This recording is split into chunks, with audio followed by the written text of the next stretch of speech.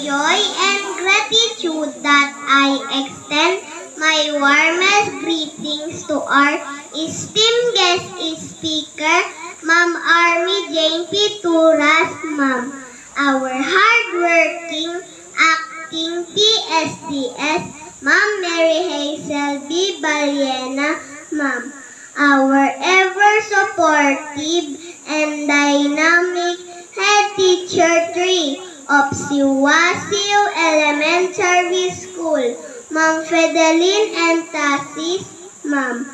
And ever-supportive Barangay Captain Honorable Romeo B. Taberdo, distinguished guests, dear teacher, proud parents, and my fellow kindergarten completers.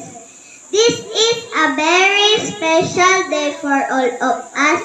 We have worked hard, learned so many things, and made new friends. We have learned our ABCs, numbers, songs, and stories. But most importantly, we learn how to be kind, share, and have fun while learning. To our dear teacher, Imelda G. Pataray, thank you for your patience and love. To our parents, especially my mama who worked abroad, Mama Hilda P. Alagaw, thank you for supporting me, and to everyone who made this event possible. We appreciate you all.